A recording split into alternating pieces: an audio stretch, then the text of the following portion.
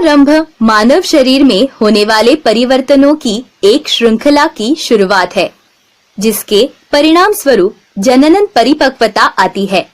एक मादा के लिए यौवनारंभ उसकी जनन प्रावस्था की शुरुआत है, जो कि लगभग 10 से 12 वर्ष की आयु में शुरू हो सकता है।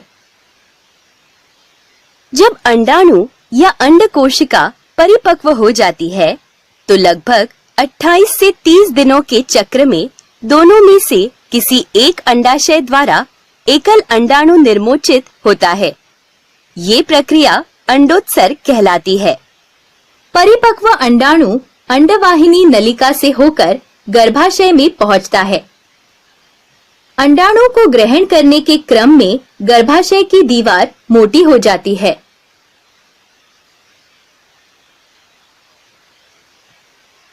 गर्भाशय तक पहुंचने के दौरान यदि अंडाणु निषेचित और सफलतापूर्वक अंतरोर्पित हो जाता है, तो फलस्वरूप गर्भधारण होता है।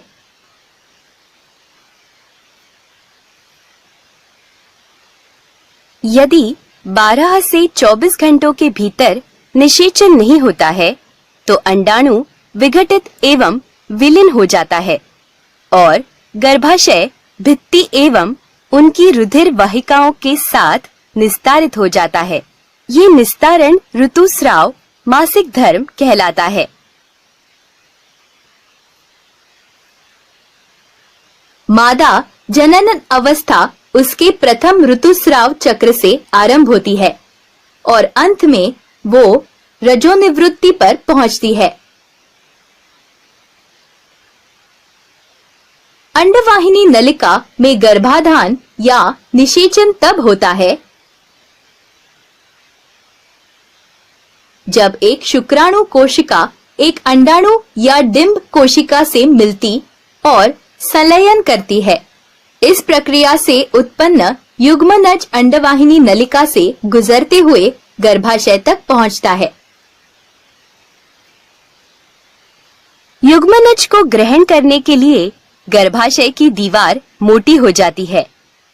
अंडवाहिनी नलिका से गर्भाशय की यात्रा के दौरान युग्मनज विभाजित होने लगता है और कोशिकाओं का एक समूह बनाता है, जो कोर कपुटी ब्लास्टोसिस्ट कहलाता है।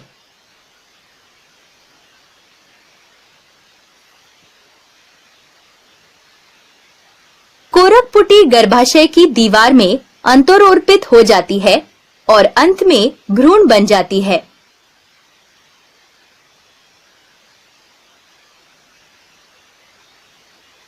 गर्भधारण की प्रक्रिया के दौरान वृद्धि कर रहा भ्रूण लगातार विकसित होता रहता है, जब तक कि वो एक शिशु के रूप में जन्म नहीं ले लेता।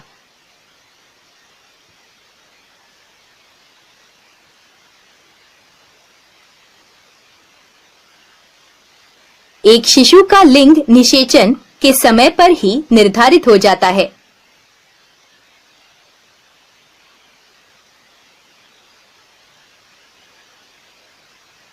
लिंग निर्धारण के लिए निर्देश हमारी कोशिकाओं के केंद्रक में उपस्थित गुणसूत्रों में निहित होते हैं। ये गुणसूत्र धागे जैसे तंतु हैं, जिनमें आनुवंशिक सूचनाएं निहित होती हैं।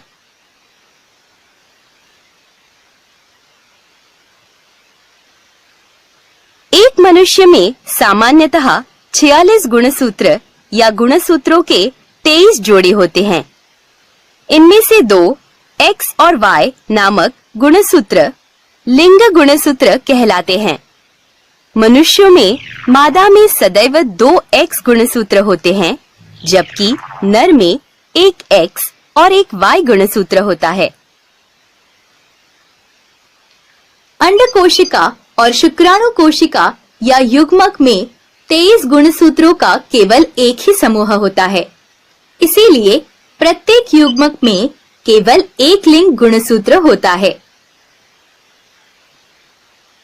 इसीलिए जहां मादा युग्मक में सदैव एक X गुणसूत्र होगा, वहीं नर युग्मक में या तो एक X गुणसूत्र या एक Y गुणसूत्र हो सकता है।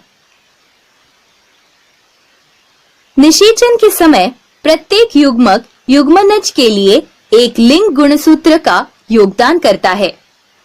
X गुणसूत्र वाली अंड कोशिका शुक्राणु कोशिका से या तो एक X गुणसूत्र या फिर एक Y गुणसूत्र प्राप्त कर सकती है। यदि शुक्राणु कोशिका में X गुणसूत्र है तो फलस्वरूप युग्मनज XX या मादा होगा। यदि शुक्राणु कोशिका में एक Y गुणसूत्र है तो फलस्वरूप युग्मनज XY या नर होगा।